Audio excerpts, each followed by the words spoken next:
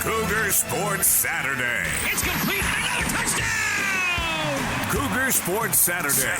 A presentation of KSL Sports. Left wing for three. He got it again!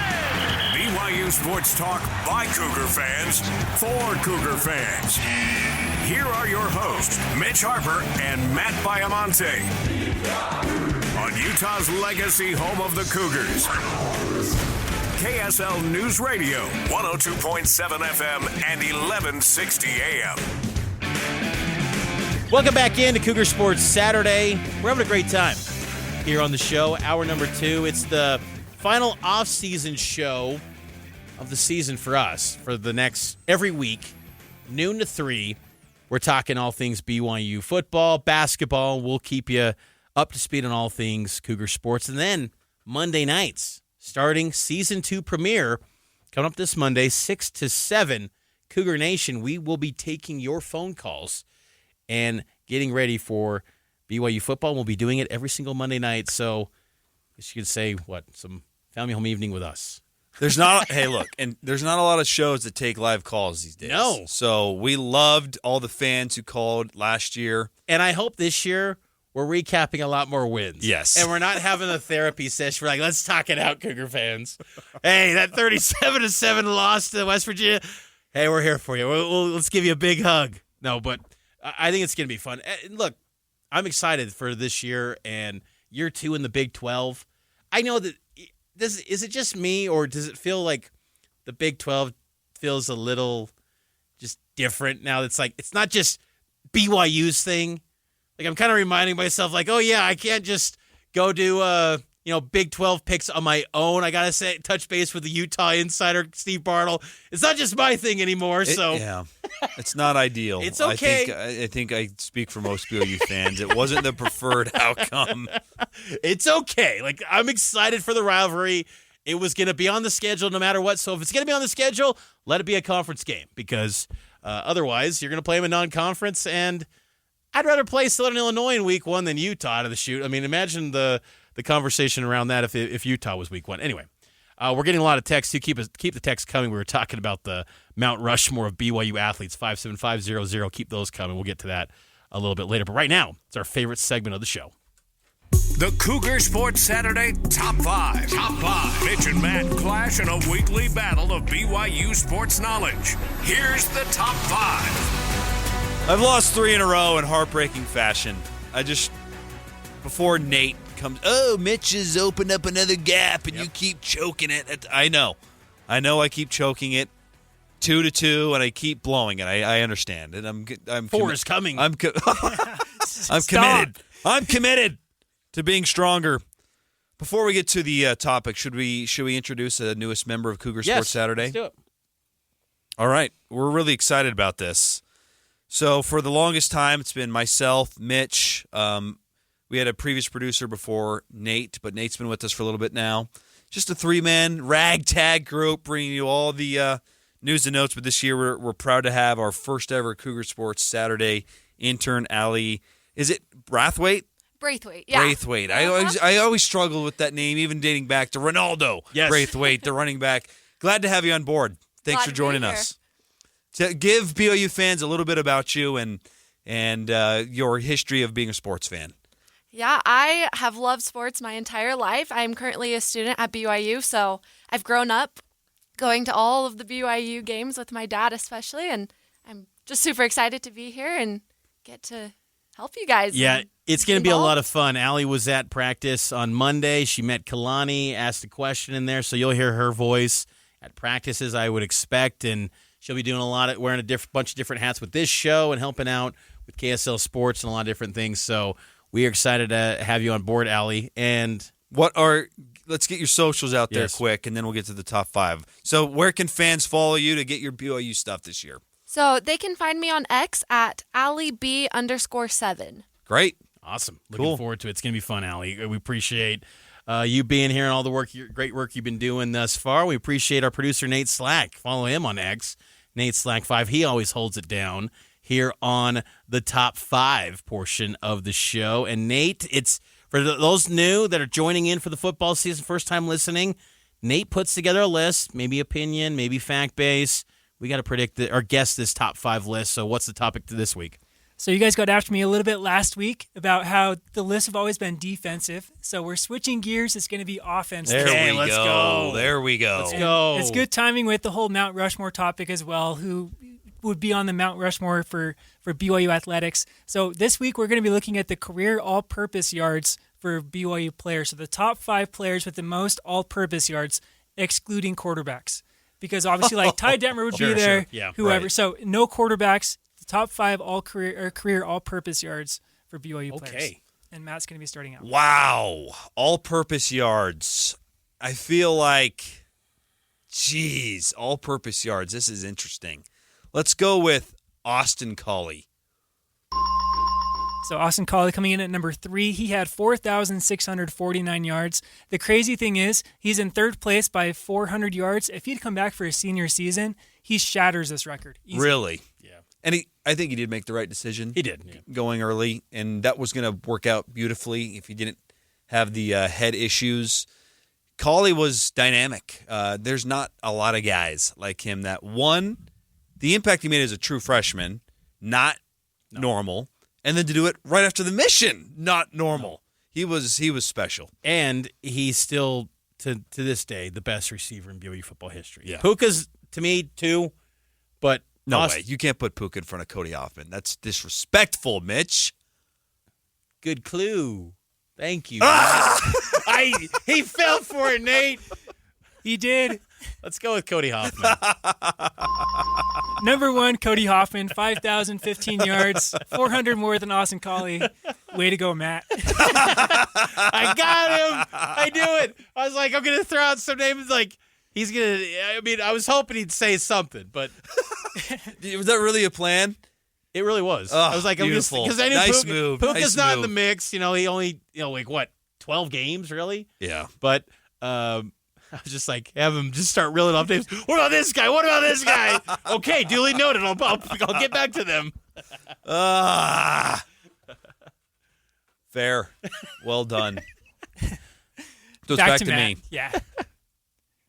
Feels like it's been a long time since we've said this guy's name in the top 5, but it's appropriate. The swag daddy, Jamal Williams. Yeah. Yeah, just squeaking in number 5, 4,468 yards for Swag Daddy. Great. He's the man. And I'm curious what he does this year with the Saints. And what you can count on is he's going to throw the ball into the stands with the youth. That's always cool. I always like seeing that because he's always dancing too. Remember, he used to. There was a question asked to him. It was the 2014 season. Hey Jamal, what do you like to do for fun in Provo? I like to classic skate. It's like he could go to classic skating off at 90th. There was this summer, my kids had something at classic skating. I just thought, I was kind of like thinking, I'm picturing Jamal Williams going around a skating rink. That's how weird my mind works. And then my wife would say, like, how do you not like remember like to pick up your kids on the first day of school? I digress. It's been a week. Let's continue. And yeah, we're But you remember that from 2014, Mitch? If I wasn't working this job, my mind would be a mess. That's What would I great. use all this useless info for? you're up, Mitch. Let's go with